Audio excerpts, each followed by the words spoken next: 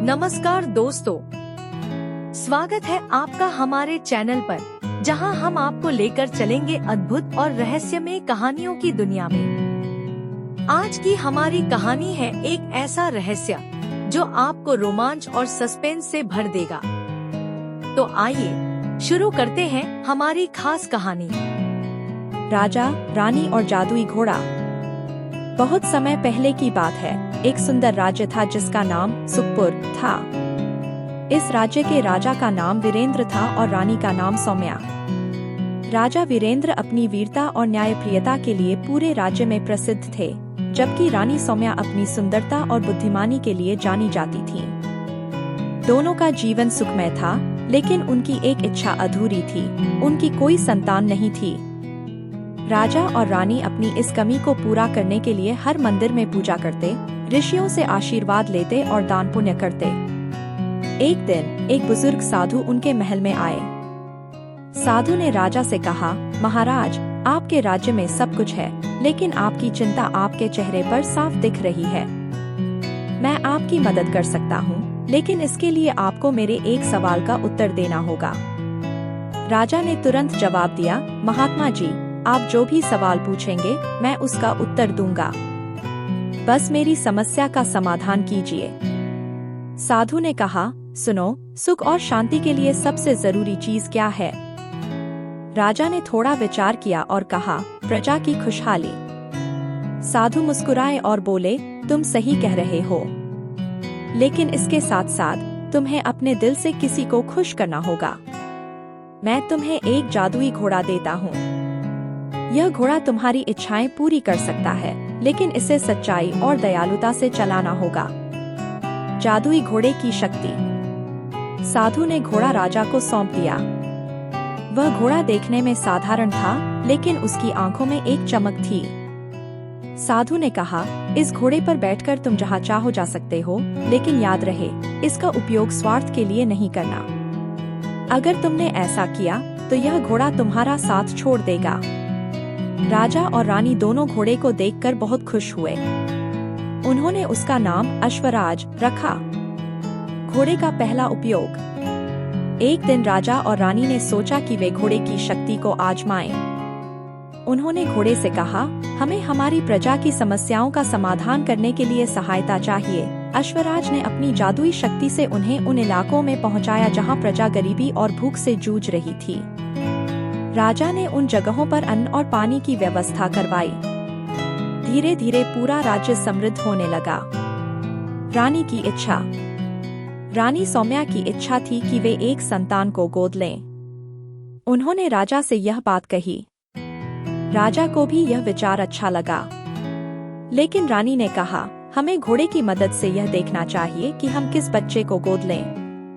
अश्वराज ने उन्हें एक दूरस्थ गांव में पहुंचाया, जहां एक अनाथ बच्चा अकेला रहता था।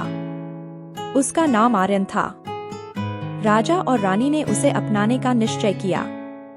घोड़े की परीक्षा। सब कुछ ठीक चल रहा था, लेकिन एक दिन राज्य के मंत्री ने राजा से ईर्ष्या करना शुरू कर दिया। उसने घोड़े को चुराने की योजना बनाई। वह जानता था कि घोड़ा राज्य की ताकत का मुख्य स्रोत है। मंत्री ने एक रात चुपके से घोड़े को चुरा लिया और उसे अपने स्वार्थी उद्देश्यों के लिए उपयोग करने लगा।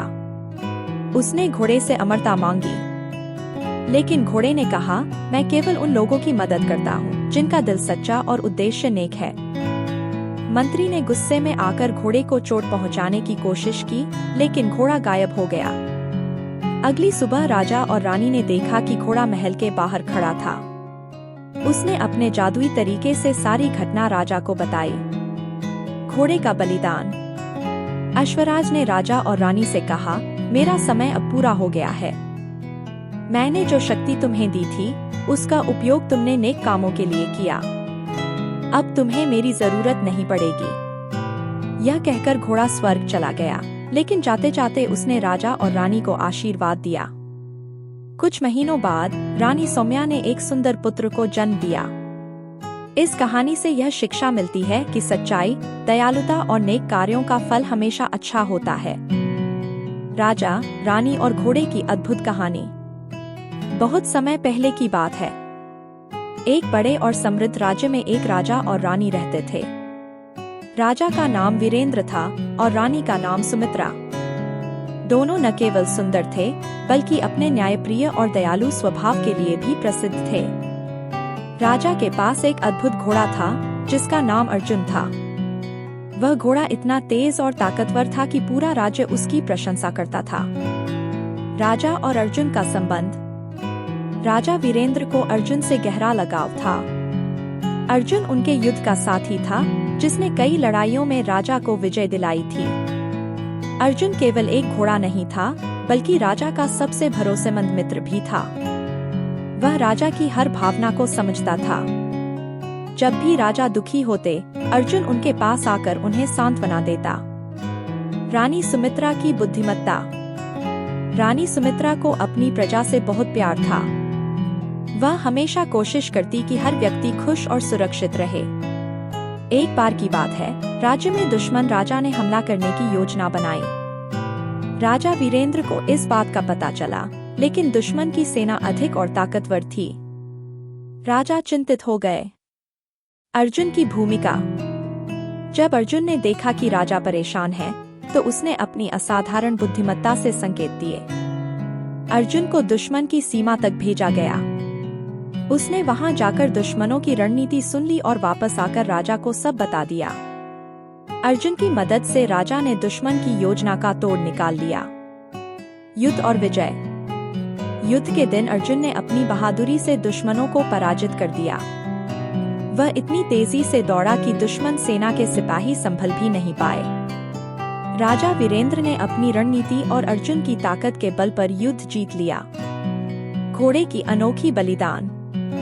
एक दिन जब दुश्मनों ने राजा पर अचानक हमला किया, अर्जुन ने राजा को बचाने के लिए अपनी जान की परवाह किए बिना उन्हें सुरक्षित स्थान पर पहुंचाया। लेकिन इस संघर्ष में अर्जुन घायल हो गया। राजा और रानी ने उसकी देखभाल में कोई कसर नहीं छोड़ी। अर्जुन धीरे धीरे ठीक हो गया और राजा ने उसके लिए एक भव्य समारोह आयोजित किया। शिक्षा और संदेश। इस कहानी से हमें सीखने को मिलता है कि सच्चा साथी वही है जो कठिन समय में हमारा साथ न छोड़े। राजा और अर्जुन की मित्रता विश्वास और समर्पण का प्रतीक है। इस प्रकार राजा वीरेंद्र, रानी सुमित्रा और अर्जुन का यह संबंध पूरे राज्य में आदर्श बन गया। उनकी कहानी आज भी इस बात का उदाहरण है कि सच्चा प्रेम और निष्ठा हर बाधा को पार कर सकते हैं। नमस्कार। अगर आप हमारे YouTube चैनल पर नए हैं, तो आपका हार्दिक स्वागत है। हम यहाँ आपके लिए ज्ञानवर्धक, मनोरंजक और उपयोगी कंटेंट लेकर आते हैं।